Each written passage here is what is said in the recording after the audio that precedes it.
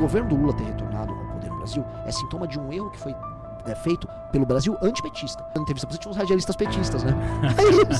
Mas Renan, mas o Lula tem um grande projeto. Eu falei, qual? Porque é um fracasso. A esquerda latino-americana é um câncer, é um desastre. O Lula e o Bolsonaro, eu comparo o seguinte: você prefere morrer pegando ebola ou sendo atropelado por uma carreta? O PT aparelhou o STF, o Bolsonaro queria usar as Forças Armadas a favor dele. É sempre a mesma coisa. Só muda o estilo, entendeu?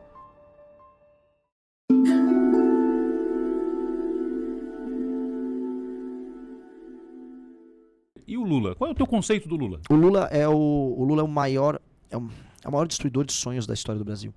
O Lula pegou o Brasil com as reformas que tinham sido feitas no governo Fernando Henrique. E o Brasil tinha chance de crescer demais, ia pegar o boom das commodities.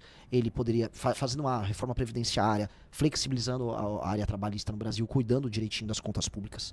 O Brasil estouraria nos anos 2000 e 2010. O Brasil era para estar tendo crescimentos nível, não nível chinês, porque a China tem uma excepcionalidade ali, mas assim, mais de 5% todo ano, que era a expectativa do mundo sobre o Brasil.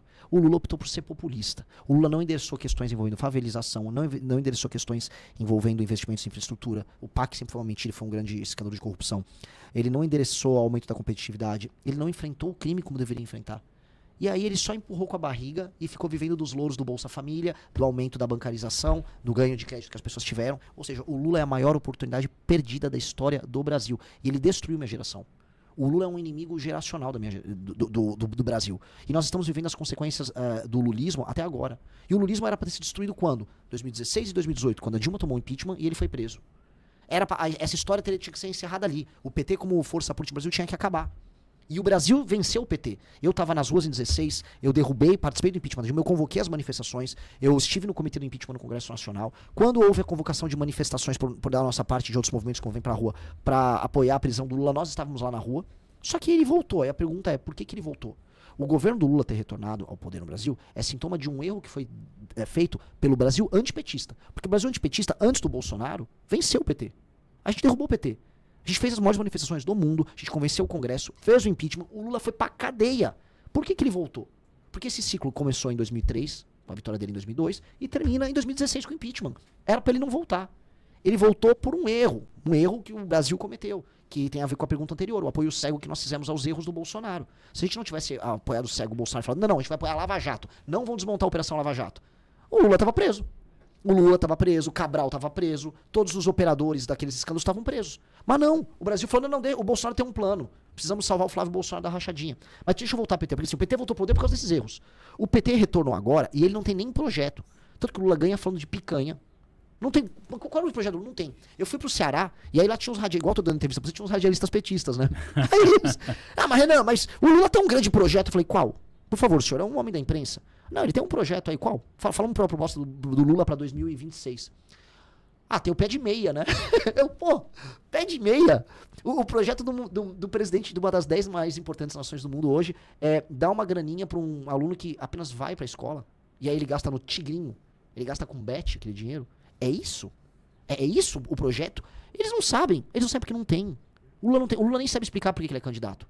Aí ele tá assim, agora eu vou te dar um botijão de gás. Não, agora eu vou te dar uma conta de luz. Ou seja, ele fala que as pessoas estão melhorando de vida, só que as pessoas não têm nem gás pra cozinhar, nem luz pra ligar o chuveiro elétrico da casa delas. As pessoas estão muito pobres. O Lula representa, vamos dizer, esse Brasil velho, uma esquerda velha latino-americana que deu errado em todos os lugares e que tá sendo superado em toda a América Latina. Tirando o México, porque os mexicanos são malucos. Os mexicanos estão elegendo uma maluca, lá botaram uma maluca. Tirando isso, na América do Sul, estão tirando todos eles, porque é um fracasso. A esquerda latino-americana é um câncer, é um desastre. E aí o Lula tá aqui. Por conta disso, agora tem uma notícia boa. Indo do Maranhão. Eu fui no Maranhão, fui no Rio Grande do Norte, fui no Ceará. E as gerações mais novas estão deixando de apoiar o PT. Elas perceberam a mentira. Por quê? Um menino novo, a mãe dele até tá no Bolsa Família, ele pode até estar no Bolsa Família, um cara de 25 anos, só que o celular dele é roubado. Vão levar o celular dele. O tráfico de drogas chegou na cidade dele, ele não tem emprego. Ao mesmo tempo ele entra no celular dele, vai ver o que tá acontecendo no resto do Brasil e fala, mas existe um outro Brasil que tá funcionando. Antigamente ele não via. Ele tá vendo o contraste. Aí essas pessoas querem um Brasil diferente. É por isso que o Lula, eu comecei a receber vários ataques do petismo, porque o lulismo descobriu, saiu até uma matéria no Metrópolis, que eu estou roubando o eleitorado jovem do Lula no Nordeste. Aí as pessoas me atacaram no Nordeste. É por isso que eu voltei pro Maranhão e falei, então eu vou no coração do Lula, não é no Maranhão que você é mais votado? Eu vou tomar teu eleitor lá. E fui lá e eu mostrei para as pessoas que o lulismo é uma porcaria, que o centrão é uma porcaria, e as pessoas estão acreditando. Então tem uma fadiga de material no Nordeste. E o Lula tá começando a morrer lá. Ao mesmo tempo, uma coisa pros catarinenses se preocuparem aqui, tá? O petismo aumentou aqui. A esquerda aumentou aqui no estado. E não foi só por causa de imigração, não. Os mais jovens, até por oposição aos pais e oposição à linguagem do bolsonarismo, foram à esquerda. Uma parte ficou à direita, hoje é MBL, Partido Missão, e outra parte foi pra esquerda. Mas lá pro Norte e Nordeste vai dar pra virar o jogo, especialmente agora no Nordeste. Eu tô muito focado em tirar os eleitores do PT dele lá do Nordeste. O Lula é pior que o Bolsonaro? O Lula e o Bolsonaro, eu comparo o seguinte: você prefere morrer pegando ebola ou sendo atropelado por uma carreta? Muita gente fala, eu prefiro morrer atropelado por uma carreta. Não, o ebola é melhor, um vai ter diarreia, outro vai se espatifar. Os dois são inadequados para um país que precisa ser uma das 5 maiores nações do mundo.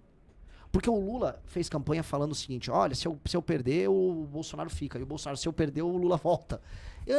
E ninguém explicou assim como é que o Brasil vai ser, nos próximos 30 anos, uma nação independente e poderosa que vai sentar com China, Índia, Rússia e Estados Unidos na mesa para definir o que importa no mundo. Porque esse é o papel do Brasil. O Brasil, nesse sentido, carece de um sonho, de uma proposta. E aí esses caras chegam ao poder, se juntam com o Centrão e participam dos mesmos escândalos. Quando eu pego o escândalo do Banco Master, virei especialista em Banco Master. Se for entrar no detalhe, ele começa com o PT da Bahia, o escândalo, que é o cara de sexta. É um produto que é surgido com o PT da Bahia. E aí ele cresce nacionalmente dentro do governo Bolsonaro, através do lobby feito com Ciro Nogueiras e gente dentro daquele governo. Houve um decreto de 2022 do João Roma, que estava no governo Bolsonaro, uma MP, que aumenta a possibilidade de descontos em crédito consignado, que aumenta o crédito sexta. Inclusive a CPI do INSS checou isso. Esses descontos malandros que estavam acontecendo rolaram em cima também de uma MP que saiu do governo Bolsonaro. No governo do Tarcísio e no governo do Ratinho, tô falando agora de direita, né? O Tarcísio como consequência do Bolsonaro, rolou ali uma privatização DEMAI envolvendo Nelson Tanuri e a turma do Banco Master, que até agora não dá pra explicar, tá? Assim, aquilo é bem criminoso. Aquilo é parte integrante do escândalo do Banco Master. Isso é a parte que concerne o bolsonarismo. Aí, agora a gente vê lobby dentro do governo Lula, da parte do Banco Master, ministros do governo Lula, que foram ministros do STF, como o Lewandowski, recebendo dinheiro do Banco Master. O Guido Mantega claramente recebia um contrato de consultoria para, vamos ser sinceros, vou tomar processo, mas para supostamente abrir acesso ao Vorcar ao Lula, né? Porque ele inclusive apresenta o Vorcar ao Lula. E então o que eu quero dizer? Os escândalos de corrupção aconteceram nos dois governos, os mesmos escândalos. Então eu vou ficar diferenciando? Não, o Brasil precisa de algo muito diferente. Muito diferente. O PT aparelhou o STF, o Bolsonaro queria usar as Forças Armadas a favor dele. É sempre a mesma coisa. Só muda o estilo, entendeu? Um aparelha via Forças Armadas. Como foi o caso do Bolsonaro, quis usar a Polícia Federal pra proteger ele, a turma dele, e perseguir inimigos. Eu fui perseguido pela BIM do Bolsonaro. O Kim Kataguiri, que é nosso deputado, foi de maneira ilegal monitorado pela BIM. Coisas de regime venezuelano. O Bolsonaro fazia. E o PT, mesma coisa. No impeachment da Dilma, a gente foi descobrir, a gente também foi monitorado pela Dilma. Então é assim. É só, mas um é verde e amarelo e outro é vermelho. Eu não quero escolher nenhum dos dois, porque acho que dá pra gente escolher coisas melhores. Dá pra gente destruir o crime organizado, coisa que nenhum dos dois fez. Dá pra gente fazer, finalmente, grandes reformas que melhoram a economia brasileira, como nenhum dos dois fez. Dá pra olhar assim, o Brasil vai precisar ter uma bomba atômica nos próximos 30 anos. És a favor? Total. Porque, olha só. Por quê? De maneira clara. Pense a seguinte coisa. Pegue as nações com os maiores territórios do mundo, tá? Vou pegar Rússia, Índia, Estados Unidos, Austrália, China. Vamos botar a União Europeia. E Brasil. Desses todos, apenas o Brasil e a Austrália não tem bomba atômica. Aí população. Aí você vai ter Brasil, você vai ter Rússia, você vai ter China, com populações de mais de 150 milhões de habitantes. No fundo, tirando um ou outro país, tipo Indonésia ou países lá da África, tipo a Nigéria, que está crescendo a população, você vai ter a Rússia, a China, o Brasil, os Estados Unidos, a União Europeia e a Índia, tá? Isso também contando que tem o território. E aí, quando eu for país, território e PIB, no fundo, as únicas nações que têm PIB alto, população grande e território grande são Rússia, a União Europeia, China, Índia, Estados Unidos e Brasil. Qual desses únicos 6 que não tem bomba atômica? É o Brasil. Qual os únicos 6 aqui que não é levado a sério na política externa internacional? Política externa internacional, eu fui redundante, política externa, o Brasil. Então assim, o Brasil é o bobo do jogo. O Brasil é o bobo do jogo, ele tem muito recurso natural, tem as tais terras raras, tem água, terra agricultável, sol, tem a Amazônia, tem uma reserva genética gigantesca, está logisticamente muito bem colocado para o mundo que vai viver o sul global nesse próximo século, e não tem bomba atômica, não se protege, não tem fronteira protegida. Eu cruzei a fronteira com a Argentina e não existe fronteira. Eu vi. Se você for para Roraima agora, os venezuelanos entram e saem como quiser. Roraima hoje é venezuelana. Roraima foi tomado, e a gente ainda paga Bolsa Família pros caras. Isso é um país soberano? O Lula fala que é esse canalha, fala que o Brasil não é soberano. Inclusive, partes do território brasileiro são tomadas pelo tráfico, que já é internacional. Se os Estados Unidos quiser depor um presidente da República Brasileira, ele faz isso em uma noite. Igual fizeram na Venezuela. Em uma noite. Uma noite.